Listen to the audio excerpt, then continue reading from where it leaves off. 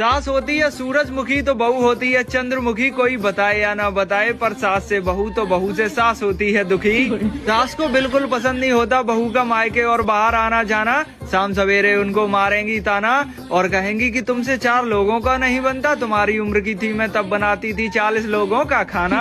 और कहती है तुम आ गई अब तो इन्वर्टर जैसी सुविधाएं हैं। हमारे जमाने में तो लालटेन दिया और बाती थी। और चाहे मायके खुद रोज जाती हो पर बहू को झिलाएंगी कि मैं तो मायके 12-12 साल में 1-2 बार जाती थी।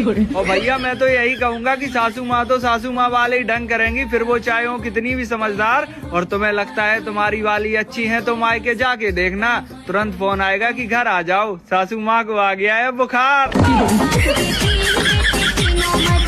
सास होती है सूरजमुखी तो बहू होती है चंद्रमुखी। कोई बताए या सास होती है सूरजमुखी तो बहू होती है चंद्रमुखी। कोई बताए या ना बताए पर सास से बहू तो बहू से सास होती है दुखी। सास को बिल्कुल पसंद नहीं होता बहू का मायके और बाहर आना जाना।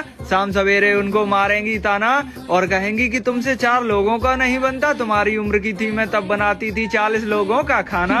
और कहती है तुम आ गई अब तो इन्वर्टर जैसी सुविधाएं हैं। हमारे जमाने में तो लालटेन दिया और बाती थी। और चाहे मायके खुद रोज जाती हो पर बहू को झिलाएंगी कि मैं तो मायके 12-12 साल में 1-2 बार जाती थी। और भैया मैं तो यही कहूंगा कि सासू माँ तो सासू माँ वाले ही ढंग करेंगी, फिर वो चाहे हो कितनी भी समझदार। और तुम्हें लगता है तुम्हारी वाली अच्छी है तो मायके जाके देखना, तुरंत फोन आएगा कि घर आ जाओ, सासू माँ को आ गया है बुखार।